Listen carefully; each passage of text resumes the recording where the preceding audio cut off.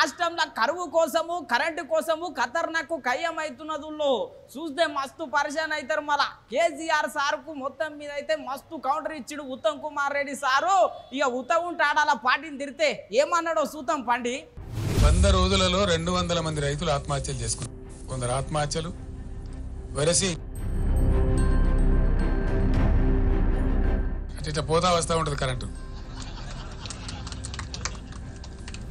Generator మీద పెట్టి లోపల ఎవరో ఆ వైర్ దొక్కుంటే అది కొంత ఇంటరప్షన్ అయితే పవర్ సప్లై ఎట్లుంటుందా అని చూడంటారు.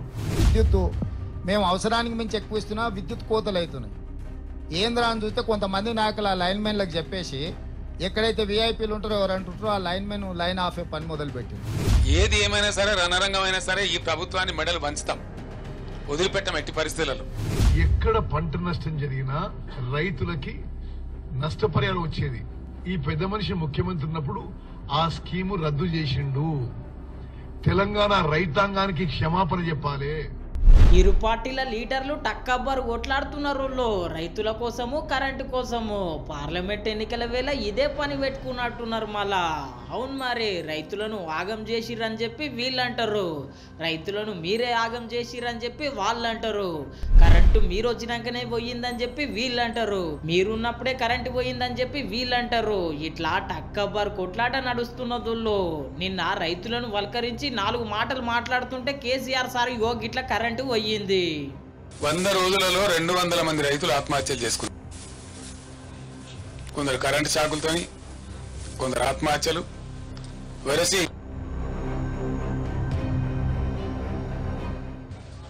ఇట్లా పోతా వస్తూ ఉంటుంది కరెంటు.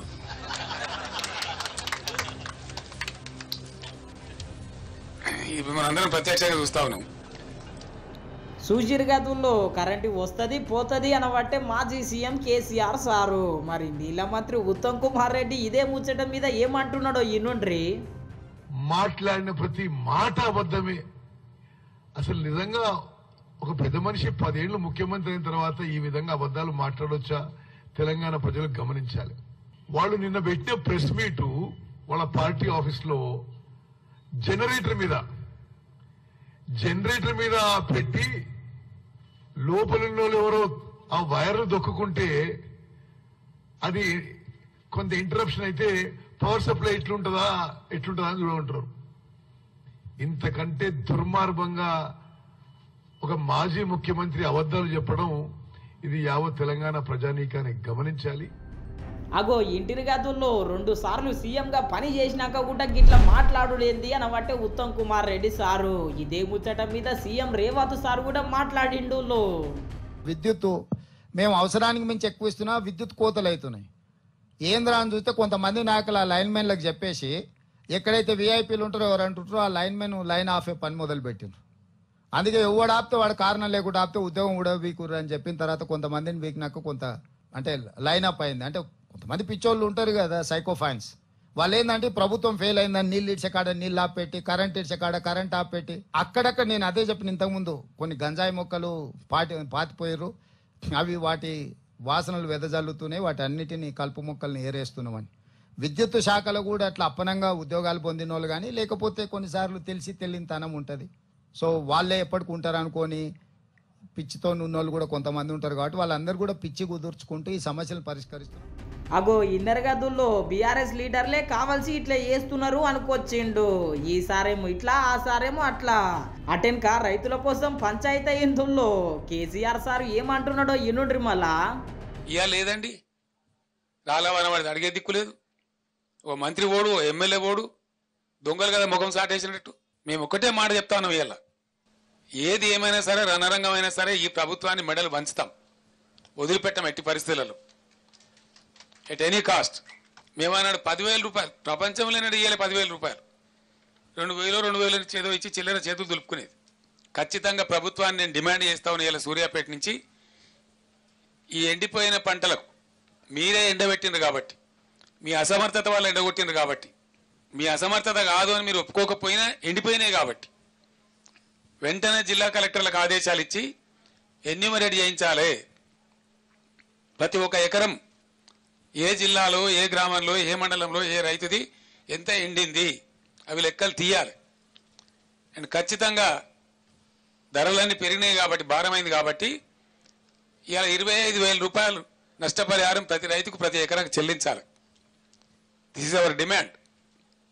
చేసేంత వరకు మిమ్మల్ని వేటాడతాం, వెంటాడతాం, ధర్నాలు చేస్తాం, నిద్రపోనీయం, ఎక్కడికక్కడ మీ మంత్రులను మీ ఎమ్మెల్యేలను నిలదీస్తాం. గ్రామాలలో ప్రజాస్వామ్యంలో డెఫినెట్గా అడిగే హక్కు మాకు ఉంటుంది కాబట్టి ప్రధాన ప్రతిపక్ష పార్టీగా ప్రజల పక్షాన మాకు ప్రజలు ఇచ్చిన పాత్ర అదే కాబట్టి మేము అది న్యాయం చేయాలి.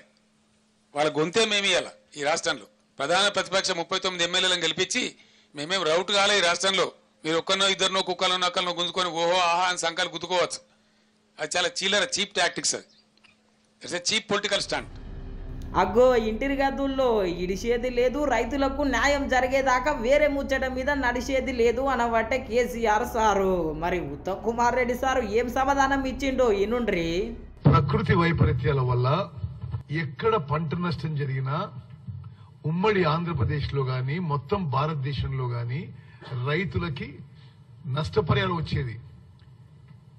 ఈయన ఈ పెద్ద మనిషి ముఖ్యమంత్రి ఉన్నప్పుడు ఆ స్కీము రద్దు చేసిండు.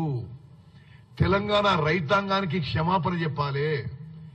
మేము ప్రతిపక్ష శాసనసభ్యులుగా పార్లమెంట్ సభ్యులుగా అనేక సందర్భాల్లో డిమాండ్ చేస్తే అసలు పట్టించుకొని కేసీఆర్ నిన్న ఏదో పంట నష్టంలో ఏం చేస్తాడో మాట్లాడుతున్నాడు.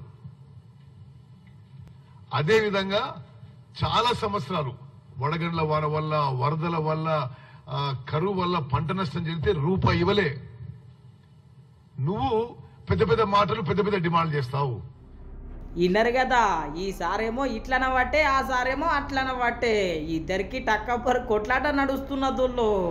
మరి చూడాలే ఈసారి ప్రజలు ఎవరిని నమ్మి ఎక్కువ ఓట్లు ఏ పార్టీకి వేస్తారో ఏమో పార్లమెంట్ ఎన్నికలల్లా.